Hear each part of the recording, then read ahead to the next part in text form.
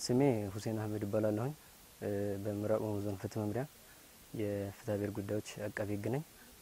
ስልጠናው እንግዲህ ያው በሶስት ተከፍሎ ስልጠና የተሰጠን ያለው ከሰኞ ጀምሮ የመጀመሪያው በህግ አረቃቀቅ ጽንሰ ሀሳብ ላይ ላለፉት 2 ቀን ስልጠናውን ስንወስድ ቆይተናል። ትናንትናና ዛሬ ደግሞ በፍትሐ ብሔር ጉዳዮች ትላልቅ የመንግስት ፕሮጀክቶች ረቂቅ ውል አዘገጃጀትና የችሎት ክርክር አመራር ላይ ስልጠናውን እየወሰድን ነው። በነገውና በቅዳሜ ፕሮግራም ደግሞ በሙስና ጉዳዮች ላይ ስልጠናውን እንወስድ ይሆናል። በስካሁኑ በስልጠናው ቆይታችን ያው ጠቃሚ የሚባሉ ተሞክሮ ልምድ እውቀት አግኝተንበታል።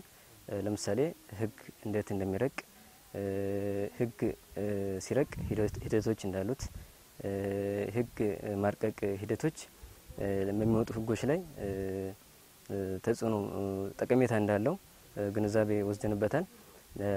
በፍትሐ ብሔር ጉዳዮች ላይ ስልጠና ስንወስድም በአሁኑ ሰዓት ያው እንደ ሀገር በርካታ ትላልቅ ፕሮጀክቶች አሉ። እነዛ ፕሮጀክቶችን የፍትህ ተቋሙ ህጎችን የሚገቡ ውሎችን ከማርቀቅ ህጋዊነታችን ከማረጋገጥ ጀምሮ ትልቅ ኃላፊነት ያለበት መሆኑን ተረድተናል። ምክትል ኢንስፔክተር ባንቺሸቱ ይባላለሁ። የመጣሁት ከቤንች ሸኮ ዞን ፖሊስ መምሪያ የሙስና ወንጀል ዲቪዥን አስተባባሪ። ስልጠናው ያው እየተሰጠን ያለ ነው፣ አልጨረስንም። አሁንም በተሰጠን ስልጠና ውስጥ ግን በርካታ እውቀቶችን አግኝተናል። ዳኞችም አሉ፣ አቃቤ ሕጎችም አሉ፣ እንዲሁም መርማሪ ፖሊሶችም አሉ። ክፍተቶቻችን ላይ ተወያይተን ቀጣይ እንዴት መስራት አለብን የሚሉትን ነገሮች ያው በሰፊው እያየን ያለ ነው። በመቀጠልም ህጎች እንዴት ሊረቁ ይችላሉ፣ ውሎች እንዴት ሊዘጋጁ ይችላሉ በሚል በርካታ እውቀቶችን ያገኘንበት ስልጠና ነው። ስለዚህ በጣም ጥሩ ስልጠና ነው። ስሜ ታምራት ቡልቱሙ ይባላለሁ። የደቡብ ምዕራብ ኢትዮጵያ ጠቅላይ ፍርድ ቤት ዳኛ ነኝ። ስልጠናው አያሌ ቁም ነገር ያሉ አዳዲስ ነገሮችን ይዞ መጥቶልናል። እኔ በዳኝነት ስራ ከጀመርኩት አትሊስት 30ኛ አመትን ቆይቻለሁ በስራ በዳኝነት ዓለም ማለት ነው። እነዚያን ስልጠና ያገኘንባቸው ርዕሶች እምበዛም በነዚህ በ30 አመታት ውስጥ ስልጠና ተሰጥቶ የማይታወቁ ከባለሙያዎችም ይሁን ከመንግስትም የተሰወሩ ርዕሶች ናቸው ብዬ ነው የሚገምተው። በተለይ እነዚህ የህግ ማርቀቅ ተግባር ብዙውን ጊዜ ለህብረተሰቡም ለመንግስትም ለዜጎችም የሚሰጠውን ጥቅምን በጣም የያዘ መሆን አለበት አንድ ህግ። በዚህ ዙሪያ ላይ የባለሙያውም እንዲሁም ደግሞ የተሳታፊዎች ጉዳዩን አብሮ የሚሰሩ የባለድርሻ አካላት ተሳትፎ እጅግ የጎላ እንደሆነና አንድ ደግሞ ህግ ከመርቀቅ ደረጃ ላይ ከተበላሸ በአፈጻጸምም ውጤቱ ያናክል የህብረተሰብን የዜጎችን የመንግስትን ጥቅም ጭምር እንደሚጎዳ ተረተናልና የህግ ረቂቅ ሲጀመር እንዲህ ባለ ሁኔታ ላይ ስልጣና በስፋት ተሰጥቶ በባለሙያው ደግሞ የታገዘ ሲሆን ጥሩ እንደሆነ ነው ያገኘሁት። መሰረት ሀብተ ሚካኤል ይባላለሁ።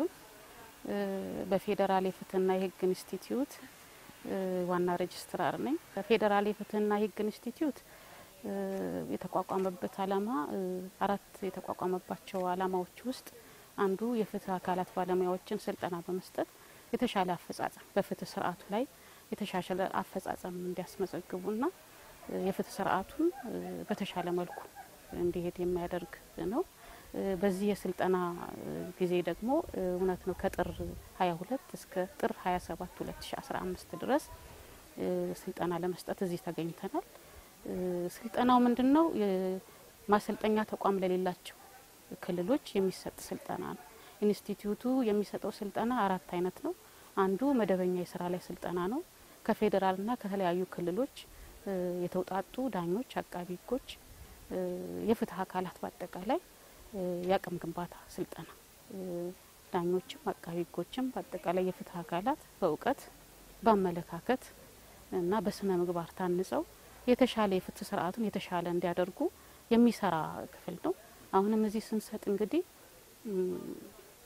ዳኞችም አቃቢ ሕጎችም መርማሪና የወንጀል መከላከል ፖሊሶች በየመጡበት ዞን ሄደው በዚህ በሰለጠኑበት ሙያ አፈጻጸማቸውን የተሻለ እንዲያደርጉ የፍትህ ስርዓቱ የተሻለ እንዲሆን የሚያግዝ ስልጠና ነው እየሰጠን ያለ ነው።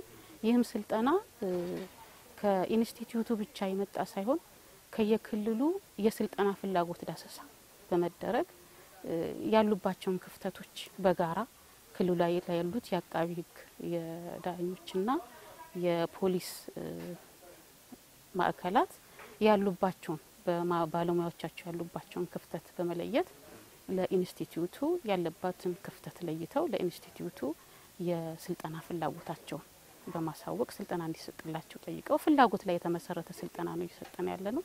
ስለዚህ ክፍተቱ ባለበት ቦታ ስልጠና ሲሰጥ ክፍተታቸውን ሞልተው የተሻለ አፈጻጸም እንዲያስመዘግቡ ተስፋ በማድረግ ያው ስልጠናው እየተሰጠ ይገኛል።